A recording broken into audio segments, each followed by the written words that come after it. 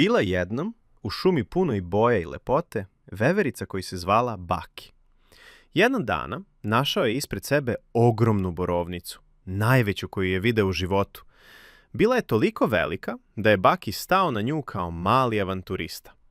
Pokušao je da je zagrize, ali borovnica je bila mnogo mekana, pa nije mogao dobro da je uhvati. I odjednom je počela da se kotrlja niz zelenu padinu. A Baki je još uvek bio na njoj, nije znao kako da siđe, pa se kotrljao zajedno s njom, iznenađen i srećan u isto vreme. Na putu borovnice bio je i jazavac po imenu Roki, koji je mirno jeo užinu. Kad je video ogromnu borovnicu kako ide pravo prema njemu, iznenadio se i počeo da trči za njom da vidi šta se dešava. Trčao je brzo, ali pošto je bio malo krupniji, pao je na stranu i on se počeo kotrljati za borovnicom. Visoko na nebu bila je vesela svraka po imenu Kloji. Kloji je videla ogromnu borovnicu i Baka na njoj i rekla: "Moram da vidim šta je ovo." Pa je poletela brzo prema njima. Pokušala je da uhvati borovnicu, ali nije uspela, pa je nastavila da kruži oko njih, pokušavajući da pomogne.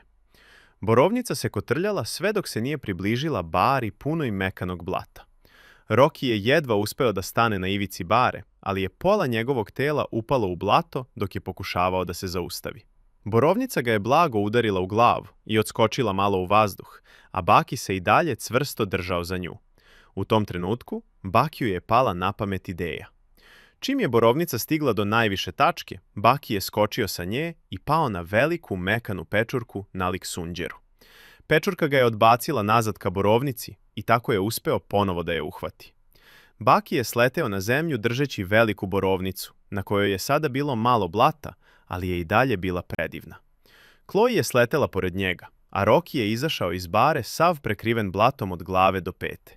Baki se nasmejao i rekao: "Pa ne mogu valjda sam da pojedem borovnicu." Pa je odlomio mali deo za Kloji, a malo veći deo za Rokija, jer se on najviše potrudio trčeći.